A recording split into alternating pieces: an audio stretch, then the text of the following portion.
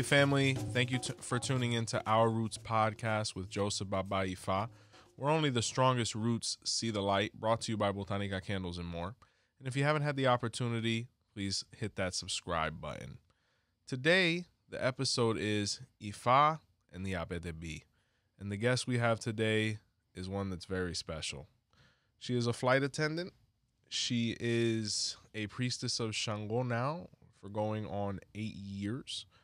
She is an Apetebi Ayafa, or a woman that has achieved the maximum feminine rank within the Lukumi Ifa tradition. And more importantly, she's my mother. Please join me in welcoming Miss Teresa Chango. Hola. What's going on, Ma? I'm excited. It's going to be a wonderful episode, very big episode.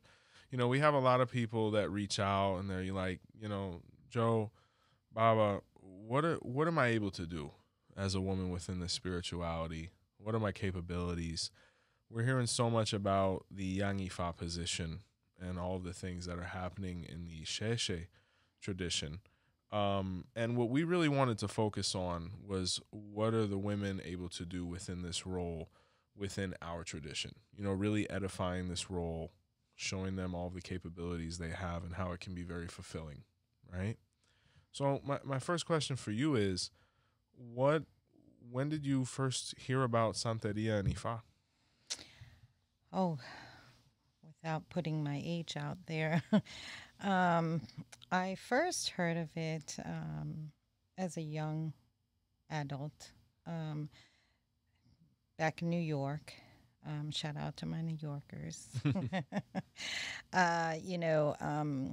In the family, I had some aunts that would, practice the spiritual side of the religion.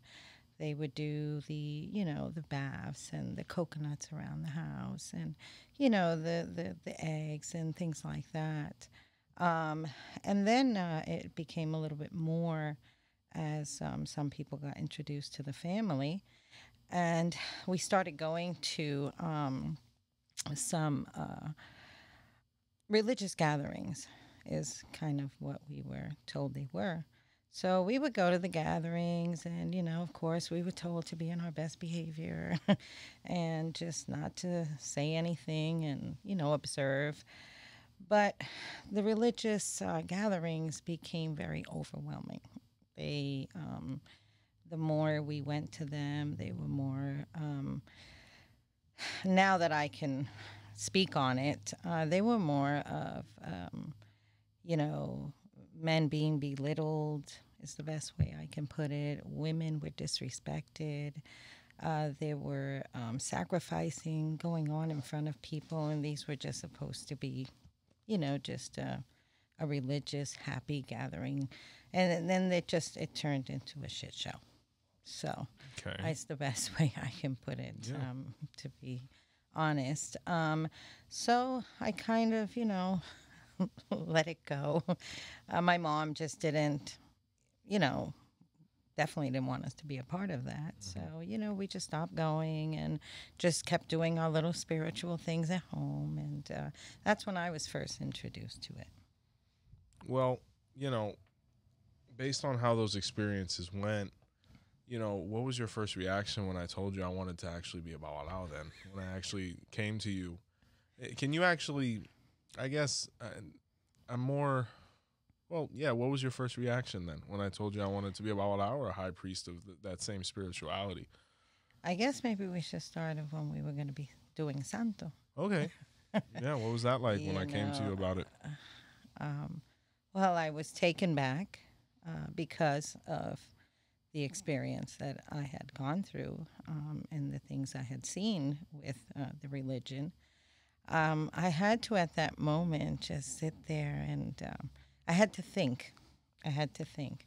And I wasn't against you being, us having Santo done. It was more of what were you going to face? What were we going to face? Who was going to teach us? There were so many questions,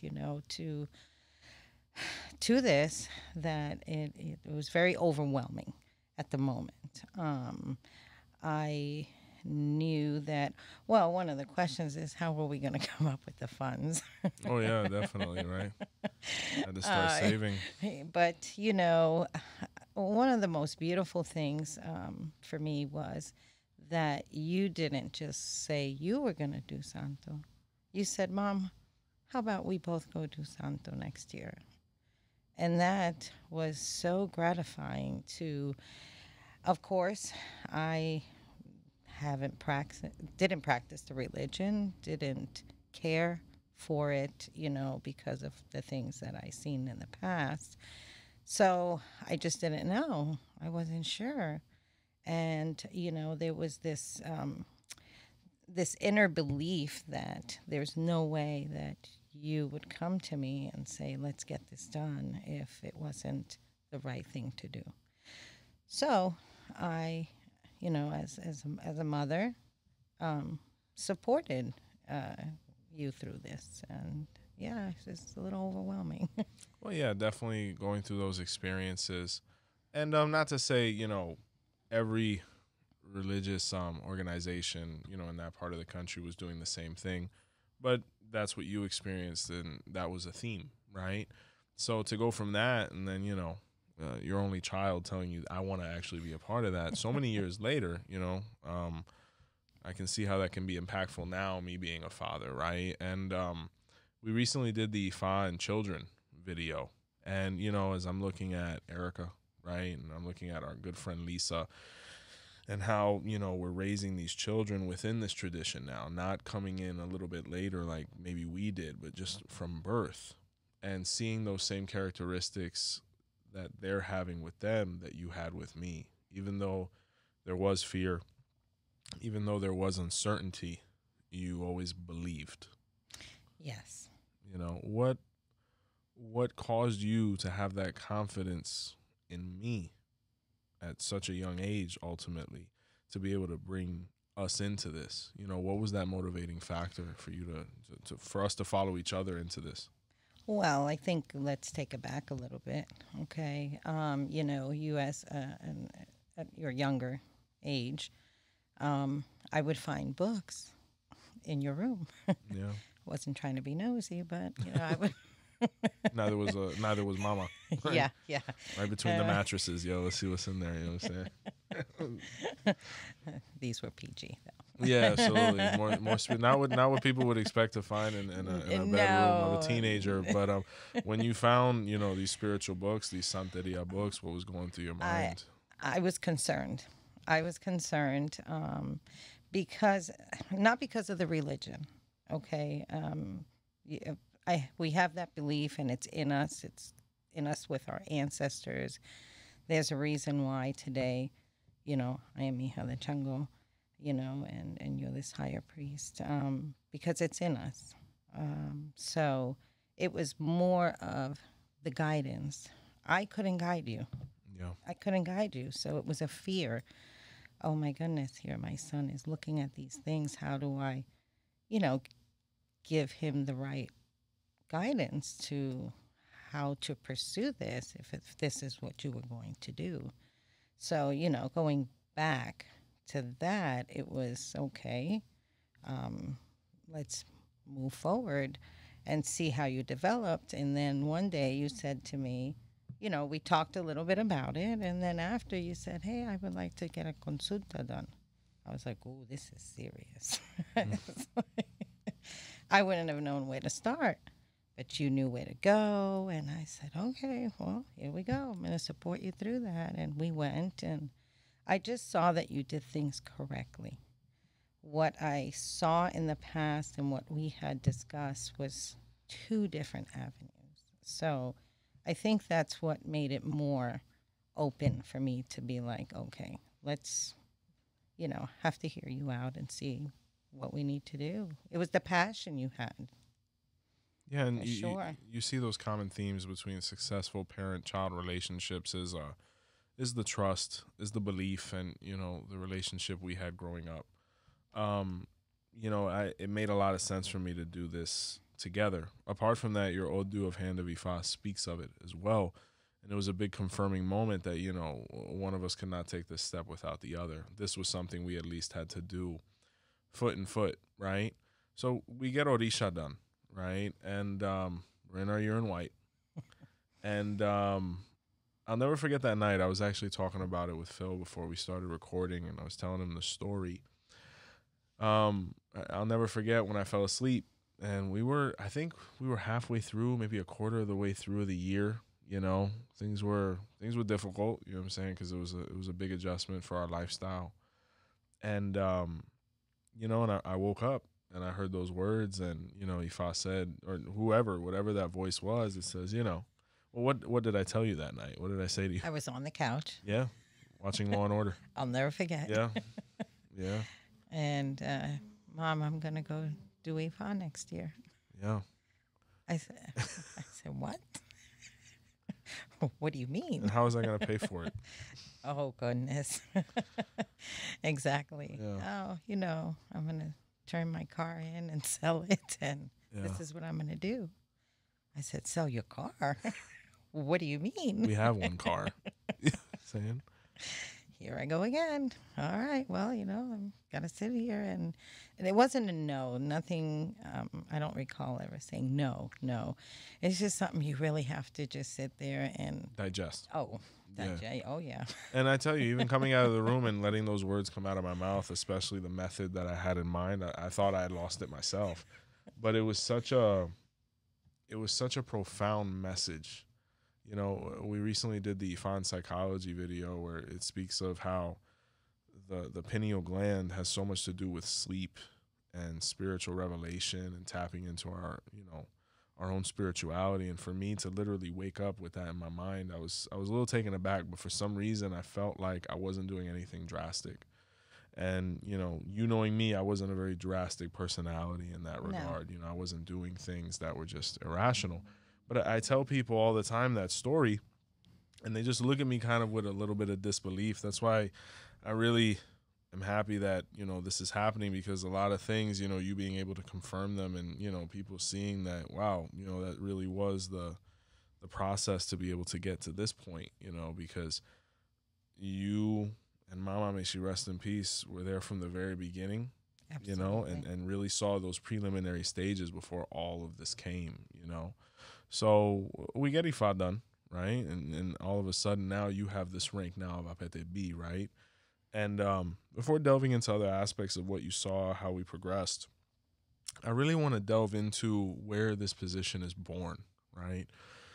So in the Odu of 𝗀𝗏𝗍𝗁 or 𝗹𝗶𝗸𝗍𝗁 was where 𝗀𝗏𝗍 was a traveling man, right? And he really didn't have any assistance in that regard. He was single. He was traveling and performing Ifa work, and he was his own boss. He owned his time, right? So he would travel, you know. So one day on the way to the place where they had contracted him to be able to perform his spiritual work, it started pouring rain. And because of it, he had to find shelter in a barn.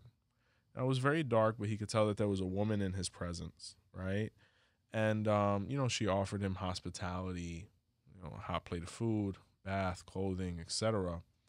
And, you know, one thing led to another, and they actually, you know, were intimate, right? So 𝗀𝗏𝗍, you know, in the midst of darkness, you know, promised her all these things, you know. I'm going to give you this. We're going to have this. He was a little emotional. And the next morning he left, right? So when he arrived at this new town, he completely forgot about the woman that had helped him back at the barn, right? But he didn't realize that he had actually impregnated that woman. So now this woman became a single mother.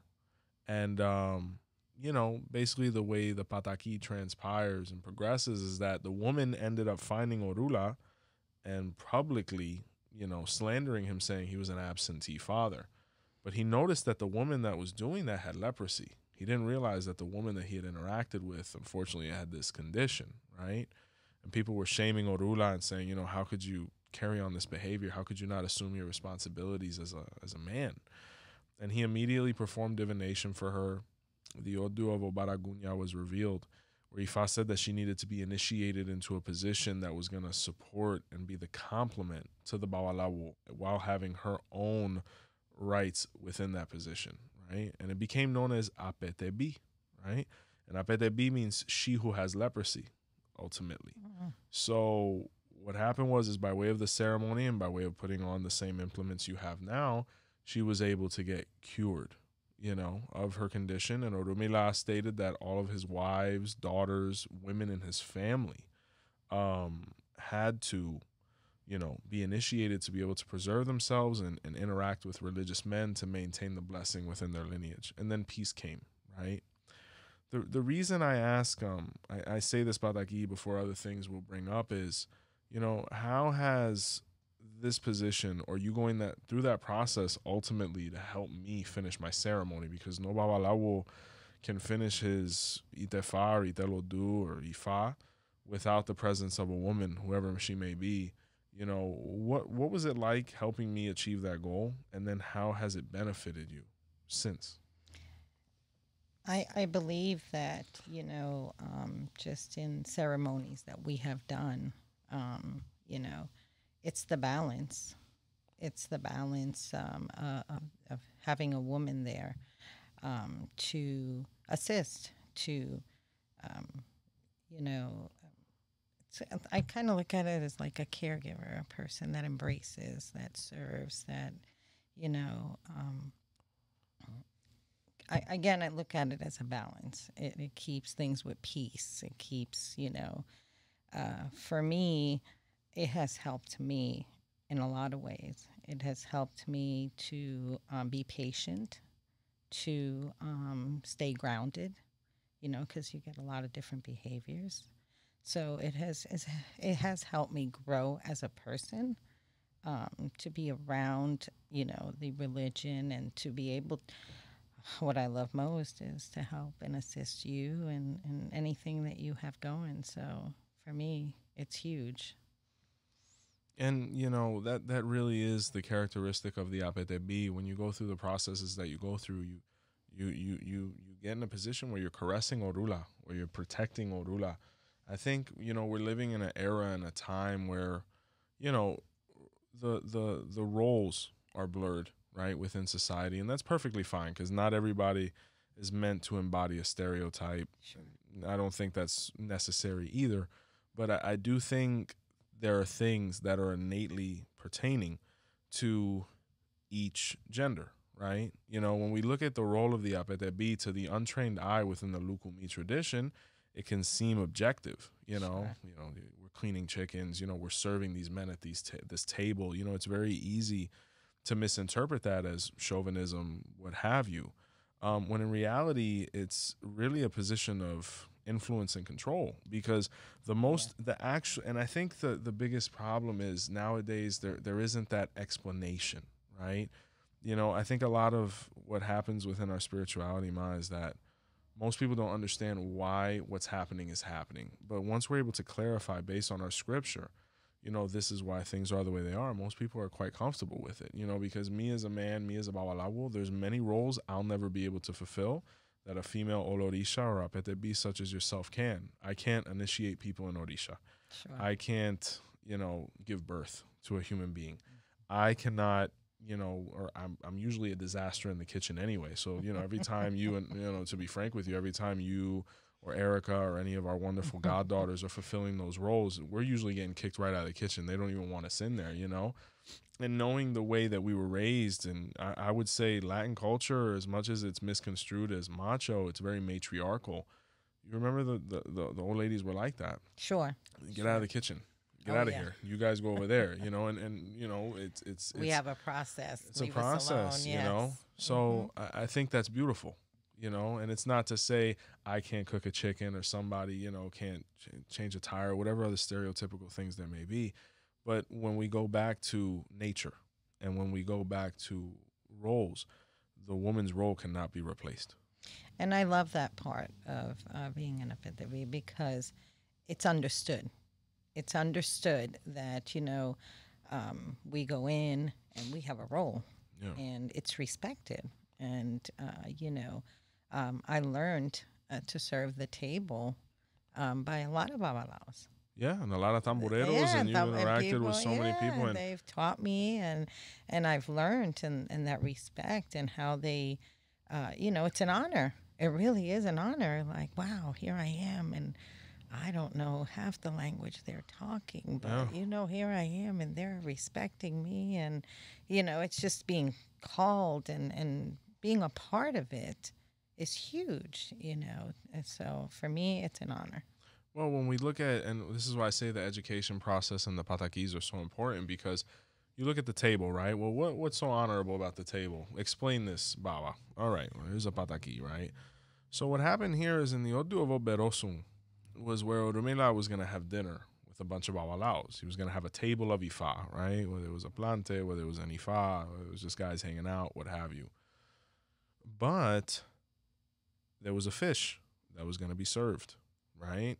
And his wife was the one attending to everything. Her watching the table, she saw that someone had put a nail or had left a bone in the throat that was going to be given, or the head of the fish was going to be given to 𝗿𝗏𝗏𝗍, or the babalao. That was it was an honor, hey, you get the head of the fish, and she saw this immediately, and she immediately alerted him, and he was able to avert death that way. Oh, wow. That's why the Apetebi, when she's serving the table, everything has to come in and out of her hands. Ideally, when we're talking about a table of Ifa, there is one woman that is interchanging the plates. She might have 2 or 3 people behind her serving and whatnot, but what goes in and out of the table is specifically hers. So when we put it in those terms, you begin to realize the spiritual connotation of what this position is providing, spiritually, because at first glance, like we said, it may seem trivial, but when you look at the scripture behind it, you're like, wow, it is literally because of this position, we still have a religion. Because if 𝗿𝗏𝗏𝗍 would have died that day, if any of that treachery was allowed to continue, would we even be here? So it leads me to my question, do you feel deprived within your role at all? Or at any given moment, have you ever felt like, I want to do more, or I'm not being utilized to the best of my abilities within this role? I don't.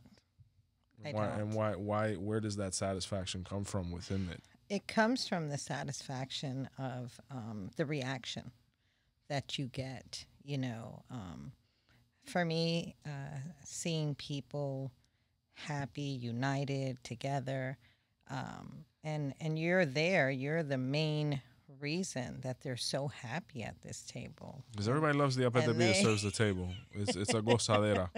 Completely. They really do. And, and again, I've learned from them, but it's the role of, that they're grateful. They're grateful for, I never have felt like a servant, like, oh, you're serving us, in that aspect. It's always been a very positive, situation when it comes to overall, I should say. You'll always have 1 or 2 here and there, but overall, it's been a wonderful experience. And for me, it's just how gratifying it is to see people laughing and smiling, and you're there, you're the person right there with them. No one else in the ceremony but you and, the babalaos. It's great. It's a great feeling. So you being somebody that had those initial experiences, not initially being in the culture as invested are you as now, how difficult was it to learn these roles, to be able to incorporate yourself? What was your process like? What was that? What was that first experience like? It's like, oh my God, I have a chicken here. What do I do with this? What was that like? I will say that in order to get better at your role, you have to practice it. You gotta, you can't just do it one time and think that, okay, I know it. No, it's something that you have to continuously practice. It has to be a part of, your religious practice. So yeah, the first time, it was, we did it, but you want to do it right, and you're trying to make sure everything is going well. But for me, that first time was a great experience. It was exciting. it was different than, seeing all these other things in the past. But to see how things were done so in order and correctly, I'm like, oh, wow. Yeah, this is how it's supposed to be. This is the way it's supposed to be, and I thank you for that. Because, thank you, Mom. Thank you for the support. It's like I tell people all the time, because, there's guys that come and they're learning and they're growing now because they're about to go through their ceremony or recently have. And I always make the joke, because I remember after doing Ifa, I remember we had that conversation and you were like, what do you want to do with your life? And I told you, I'll never forget, I said, this is what I want to do. And I remember Mom was like, you sure you don't want to be a doctor like your dad? I said, the problem is I'm not going to be able to focus on medicine because this is all I think about. And I'll never forget, you told me, don't work. Study. That's right. Even when I was only getting one consult every 3 months, even when I would wake up every morning and you thought I was, possibly losing it, because I would pray the 𝗃𝗍 over and over and over again those first 7 months when I was learning it. What positive effect did you see Ifa having on me, or as far as change, and growth? What did you see as far as progress? I think patience. I would love to touch on that, patience. I think you've always done things correctly, but we're human, so people try to cut corners here and there and do this, and I just saw that things were more lined up for you. You had that patience. You a wonderful man, so I think that it taught you to teach people. I don't think you got all of the same schooling, so I see that in you where you want to teach. Yeah. And that makes a big difference. Yeah. It was one of my biggest fears, like, oh my goodness, how is he going to learn this? Yeah. Yeah. Okay, you want to be a 𝗹𝗶𝗹𝗃, but, it wasn't you, it's how are you going to learn this? And you did. And you did, and look at you today. Well, yeah, definitely. I was very blessed with whether it was y'all's support system, Padrino, you know what I'm saying? Yeah. Him being a wonderful tutor, 𝗃𝗏𝗏𝗏, my teacher, my mentor, whether it was 𝗵𝗏𝗏𝗏, my Yubona, wonderful teachers, and then Erica coming in, helping me receive 𝘃cie𝘂𝗋. And just really, I think a big thing is a lot of people, and I think maybe some of the people that are in that position could do a better job of explaining this as well. You look at a doctor, you look at a lawyer, you look at a 𝗃𝗏𝗏𝗏, you look at somebody that's, complete or established, right? And you look at them, and sometimes you may see them standing alone. So that gives you the false impression of thinking they did it alone, or they're doing it alone. And I think it's very very important to quickly deny that concept, because that's just to nourish the ego. Because I would say, me personally, nothing of what I've accomplished hasn't been a team effort. Whether it was beginning with you, whether it was, Erica coming into my life and making it wonderful all over again, whether it was my teachers. And you begin to realize we're all here to play a role. Exactly. Takes a village. And that's what I get back to this point of the Apetebi, right? Literally nothing is possible without these women, whether it's the taking out of the 𝗃𝗏𝗏𝗏s, whether it's the preparations, whether it's the table, whether it's whatever it is, nothing is possible without these women. So I want to kind of get into, where does this position really come from? In the 𝗃𝗏𝗏𝗏 was where Orunmila was looking for somebody to be his complement as well. And, he was able to identify a woman, right? And, he wanted to solidify things. He wanted to make things formal because he loved her. He appreciated her, and she provided a stability that, he had never seen before, not only physically and socially, but spiritually, right? There's other stories like this in the 𝗃𝗏𝗏𝗏𝗃, where it speaks of the Apetebi.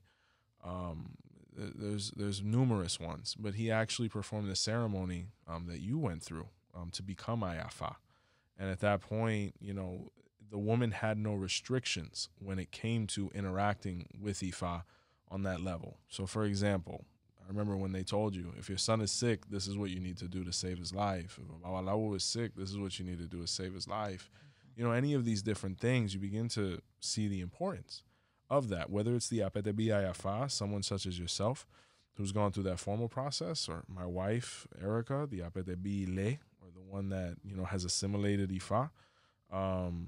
These women will save your life because they're really the ones that are able to do that. They have that power, So once again, at times I'm left perplexed because I don't see where the deprivation is, mind you. Now, everybody's meant for different things, and ultimately within our system, Orisha is where, you have much more of a innate role where you're really influencing things. But within this priesthood of Ifa, there still is a huge place for the woman, right, to be honored, because 𝗀𝗲𝗍𝗀𝗍 in the Odu of 𝗿𝗶𝗸𝗍 really identified that women have to do half as much to receive twice as much as men. So I ask you, what has your relationship with 𝗀𝗲𝗍𝗀𝗍 been like?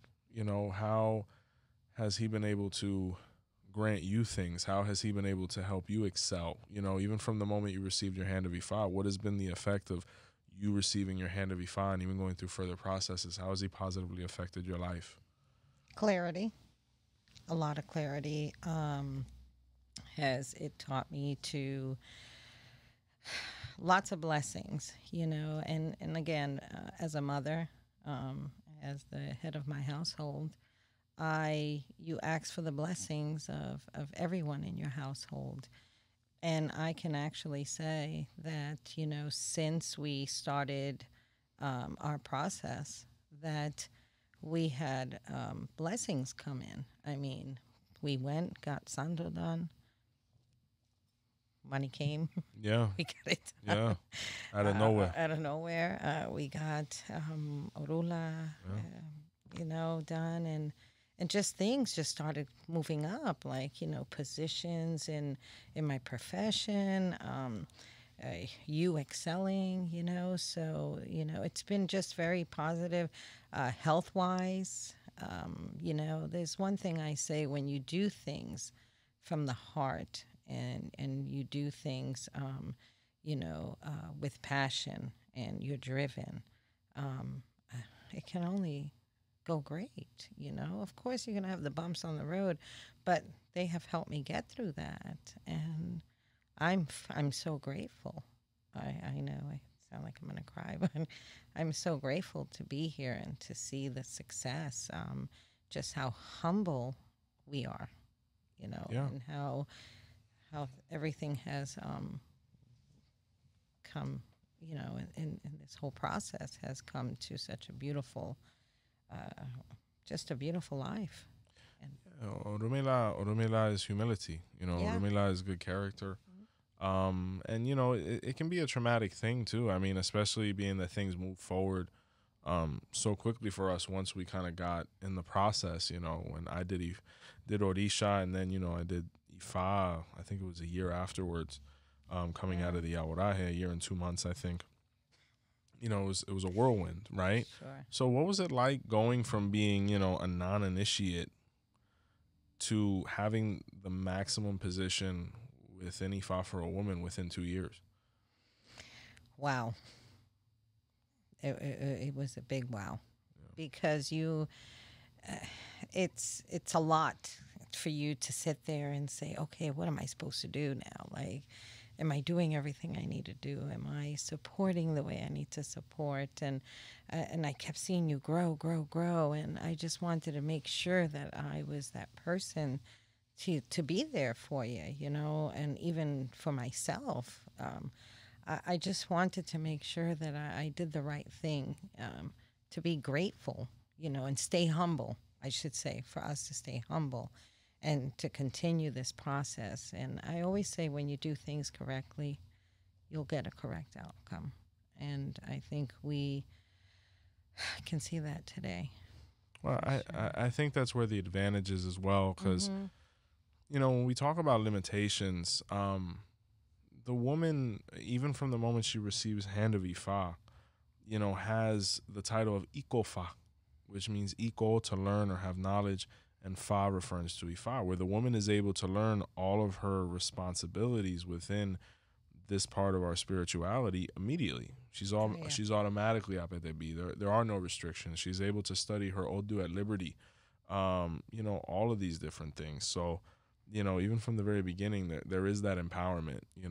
And it's impossible, because if we look at the 𝗀𝗲𝗹𝗁𝗃𝗀, it says there can be 1,000 men in one room, but if there's no woman, that room is incomplete. Right. You know what I'm saying? And there are roles that we're unable to perform. Even within our own ceremonies, there will never be a mano orula or an Ifa done that doesn't have an Apetebi. It's just, it's impossible. There is no way around this, So, and what happened in 𝘊𝗃𝗃 was that Ochun had to make it very clear, you guys need me. I'm not to be denigrated. I'm not to be undermined. I'm not to be demeaned. This is my role, and it's to be respected. And, when they realized how treacherous she became when she was mishandled, they immediately said, this will never come into debate again. This is how things are. That role is sacred. That role is to be respected. And anyone who doesn't will feel that wrath, So I tell you, even with you having this role of Ayafa, Apetebi, etc., you are crowned Chango, right? A lot of people get scared, because they're like, all right, your son's a 𝗊𝗏𝗏, maybe your husband's a 𝗊𝗏𝗏, orula. Has orula interrupted your relationship with Chango at all? Oh, absolutely not. What role does Chango play in your life, even after this? Chango is very strong. He's very strong in my life. Chango keeps me grounded, focused, because, hijo de Chango, we're sometimes all over the place. So has kept me focused, has kept me humble. But I think it has gotten me through a lot of walls. Chango has, we're guerreras and guerreros, and we just... Oh, yeah. Oh, yeah. And we, I think it's more of understanding. We are determined a certain way, and I've always been like, okay, this is the way, and Chango has opened opportunities, doors that I probably would have never have gone down, but it's the best ones. So my Chango is just very powerful. So I'm grateful for Chango, but I always knew I was going to be Chango. Yes, you guys know. I mean, all of you guys really know. It's usually a first hit thing. It's the first one. Who do you think? Chango. All right, we got that out of the way. It's written down. All right, we can move on, But it's interesting because, even within the role of Apetebi, there is a social aspect to it where you have some people who say, oh, if you're the child of a male Orisha, you can't serve the table or you can't do certain things. I want to say that hasn't really interrupted us. I mean, based on our study, that we've never incorporated that personally. But I will ask you, has you being a daughter of Chango interrupted your relationship with Ifa at all, either? Or as far as your functions, have you been negatively received in any way?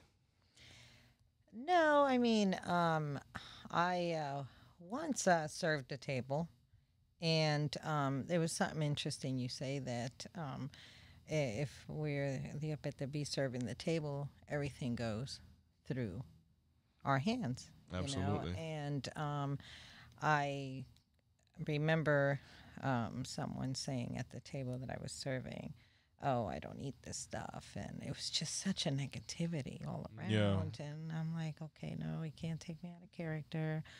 We're not doing this. It's going to happen, and just kept on but try to get the other person, just snapping fingers to the other person to come and bring the food or to serve them. And, oh, no. Those are the things you have to remember, as an Apetebi, like you said, that the decorum, yes, the political aspect of things. No, And what happens is unfortunately, due to experiences like that, And without a proper support system, something so isolated, we lose a lot of wonderful people. Because unfortunately, not everybody has the humility to occupy certain roles, right? And that's what the 𝗿𝗲𝗹𝗁𝗀 says. The woman is not to be mistreated or undermined because, once again, nothing is possible without her, whether it's childbirth, whether it's the preparation of this sacred food for the deity, whether it is the protection spiritually of the event that's occurring, whether it is the securing of the life of the 𝗹𝗶𝗸𝗶 that she's made that pact with, any of these things. Sure. You know, it's very, very important. But I also think it's important that we, as Apetebi, don't lose our characters. No, either, absolutely. You guys are queens. Absolutely. That's the most important thing. You know, you hear guys say, well, there's kings sitting at that table. Well, the women that are floating around, what are they then? You know what I'm saying? And it's to be considered. And that's why 𝘃𝗀𝗿, I mean, in 𝘃𝗶𝗱𝗏, nothing for nothing, when they mistreated her, she put brujeria in the food. She's like, you guys don't want to appreciate me? That's fine. We'll take this. Everybody was throwing up. Everybody was going through their process. And they went to visit 𝗃𝗏𝗹 and they were like, yo, we're not doing well. And he said, well, who's missing? 𝘃𝗀𝗿, why? We mistreated her. Well, she put brujeria in your food, bro, and I can't do nothing about it. So you need to fix it because I'm not going to do it. So they had to plead and beg. And, you know, it was embarrassing, but sometimes you have to show people what they have, you know what I'm saying, when they think that they can live without it. And 𝗃𝗀𝗿 made that very apparent, right? We here, Mom, we really respect everybody's traditions. Absolutely. You know, we're in contact with so many wonderful spiritual people on either side of the aisle. And you know, there's this huge theme, right? There's this huge conversation of the Iyanifa, right? I've met Iyanifa. I've respected and saluted, and, you know, I always maintain those same manners that you've taught me. Absolutely. You know, and I think the most important thing is just for us to provide our reasoning behind why we incorporate women within Ifa in the way we do.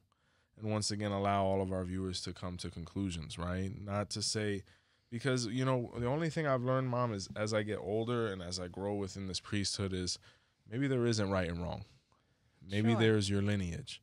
Maybe there's your conscience. Maybe there's all these different things, right? And that's really important because, you know, who am I? Somebody that, you know, was blessed enough to receive this culture 20 years ago to debate with somebody who's been doing something for 200 years, Absolutely. 500 years, or who is anyone to debate with how we've been doing things for half an eon, you know? Sure. So sometimes, as long as no one's getting hurt, abused, taken advantage of, you have to live and let live, right? So we base ourselves off of an odu within our text of Lukumi, that's 𝗃𝗏𝗿𝗁, and there's also a traditional piece of paperwork in the odu of 𝘃𝗏𝗿𝗁 that speaks of why we don't encourage women to go through the Ifa process as men do, right? And what happened was 𝗃𝗏𝗿𝗁 was a sad man at one point. You know, he had many wives, he had money, he had means, he had properties, but he felt spiritually unsatisfied, right? He was looking for a woman to stimulate him on this level because based on his work, he needed that counterpart to be able to provide that, right? And Olodumare, or God, had heard that 𝗃𝗏𝗿𝗁 was looking for his a next and final wife, right? He called him up to his palace and he said, you know, I'd like to have a conversation with you. You know, I have this daughter that's very eligible and, you know, I'd like you to marry her. And he said, look, I'm really looking for something different this time. You know, I need that spiritual stimulation. I need a counterpart. I need a friend. I need a confidant. And he said, her name is Odu. And I guarantee you she's going to be able to check off all those boxes for you. Go take a stroll with her. They met, they courted, and 𝗃𝗏𝗿𝗁 became infatuated with her immediately. Her mind, her intellect. It was a wonderful interaction and encounter. But she told him, I don't want to meet any of your other wives. I want my own house. I want my own space. I don't want to interact. And it's not that I'm being bougie. It's just I do my own thing. And 𝗃𝗏𝗿𝗁 said, you think I got money to buy you a house just like that? And she said, you better. You know what I'm saying? So he ended up moving forward with her. He got her a home. Obviously, there was some spiciness by way of his other situations. And he tried to maintain the peace, which he did, and everything was good for a while. But 𝗲𝗏𝗍 was a traveling man. The 𝗃𝗲𝗹 is a traveling man by nature. And, you know, he told his other wives, hey, remember, that lady, she does her own thing. She's completely prepared. There's really no reason to interact with her, right? So you guys enjoy your, you know, parcels, and she'll be fine. So I'll be back soon. They're like, okay. And as soon as he left, they're like, oh, we're going to see what's up with her. There's two versions, ma. There's one where a woman went into the room. There's another version where a woman left an offering at the door. But unfortunately, Odu took it upon herself to eliminate the woman, right? When 𝗲𝗏𝗍 came home, he looked, everybody was freaked out. He saw, you know, his wife that had transitioned by way of the encounter, and he went rushing in to speak to Odu. And he said, what happened? And she said, I told you, I don't want to be around your other wives. It's me and you. And I had to prove a point.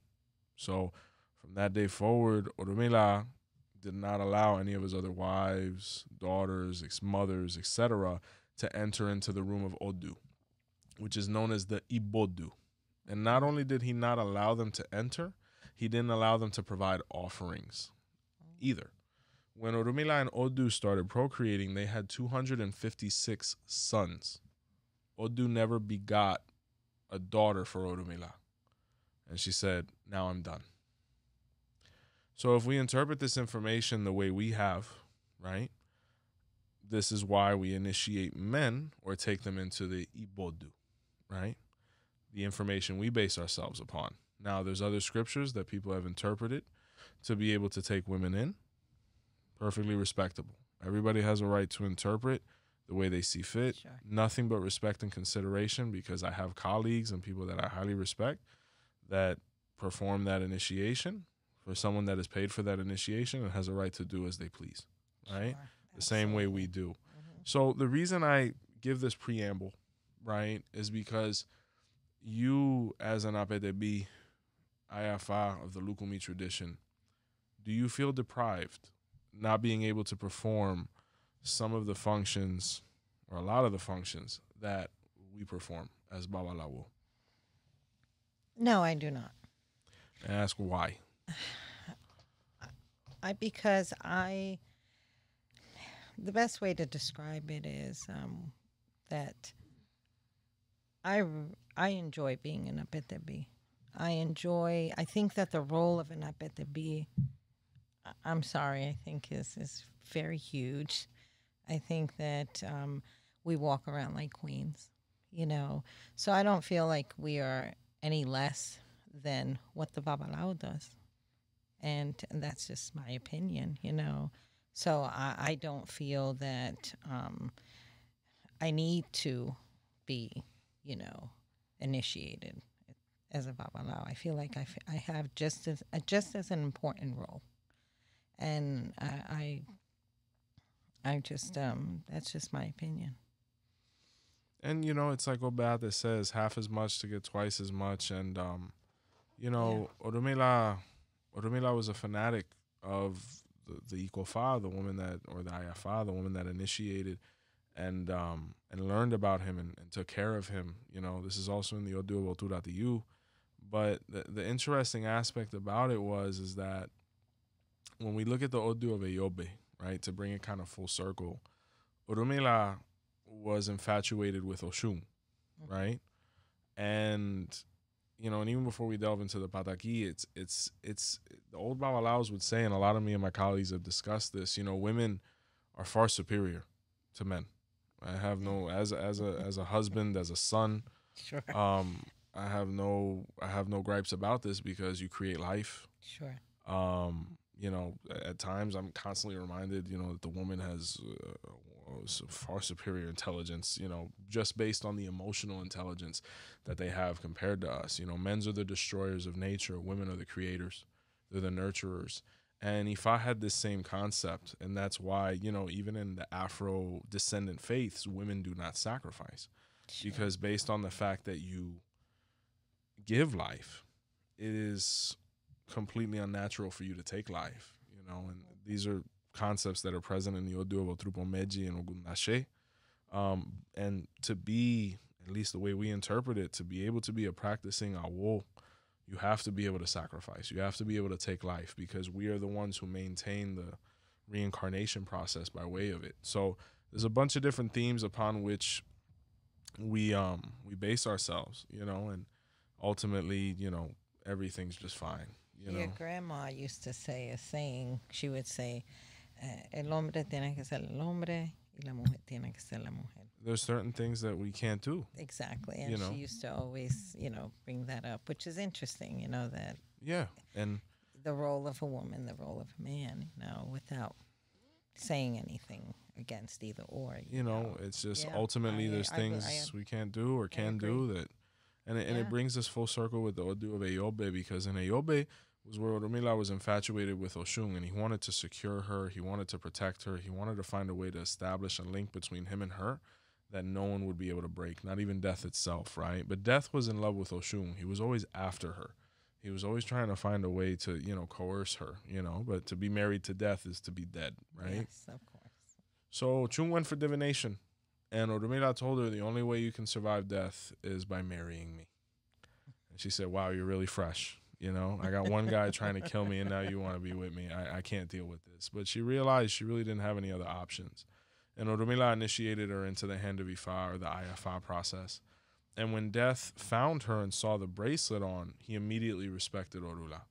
He said, this woman is to be cherished. This woman is to be, preserved. But if she ever takes her bracelet off or she wears a different one, it's all free game. And Orula said, I don't think we have to worry about that. To bring it full circle, Mom, how has these processes, what you've been through, the growth, how has it fulfilled you? What purpose did it give you? How did it motivate you to grow, even within this role or as a woman in general? Oh gosh, there's so many things, so many positives. Even let's take the negatives. It kind of opens your mind, if I may. When you have something negative happen, we all say all these positive things that happen, and oh God, it's been great. Yes, it's been great, but you do have those bumps on the road. Yeah. And they give you clarity, and I know I've said this before, but it kind of opens your mind a little bit more to understand. And back I'd be like, no, that can't be. Well, yeah, that could be, So they've helped me understand more that there's more out there for me. That there's so much more to do. To stay compassionate. They've just, like I said, opened a lot of doors. And I'm grateful. And then they have closed some, too.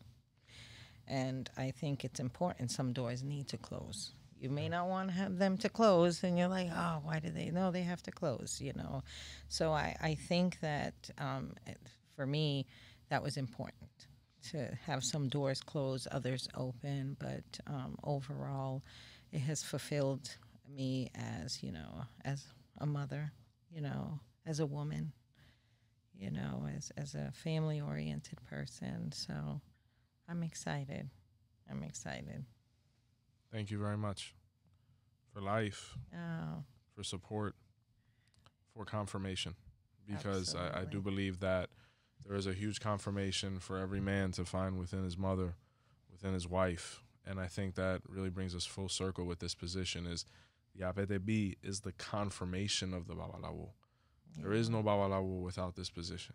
And that's why ultimately I really believe checks and balances, the thing that makes it go or stop, is the most important thing. Well, I want to thank you for also, opening my eyes to something I was very close-minded on. Mm-hmm. Mind you, I didn't care to know anymore after what I had went through in the past. And I appreciate that. I appreciate it. I'm just very grateful that you believed in something and you took it where you needed to take it, and just so proud, so proud. I appreciate you, Mom. No words for you. I want to take a moment to mention my wife. All the Apetebis that have played a huge role in my progress. Obviously, my wife, 𝗃𝗶𝗱𝗲, my daughters, Lola, Ali, you know, all of our wonderful goddaughters that occupy our house. We're blessed. All of the wonderful women that I've interacted with that are olorisha, santeras, that also occupy this role. Thank you for loving Orula. Thank you for, you know, always imparting something upon me. To all the sister Iyanifas, 𝗃𝗶𝗱𝗲, and sincerely, thank you. And thank you to you, Mom, as we go into some closing thoughts. Family, a couple things I want to go ahead and mention before we disconnect. Ifa consultations are still available, as well as tarot, etc. Reiki sessions. All can be scheduled on 𝗃𝗶𝗱𝗲 or by contacting 407-440-2086. Ifa classes, merchandise, we also ship. Please go ahead and check the website out for that. Please also check out the podcast. If you don't have time to view us on the YouTube channel, we're present on all platforms. Please like the video, share it, comment, hit the subscribe button. And from Our Roots Podcast, thank you. And until next time, see the light.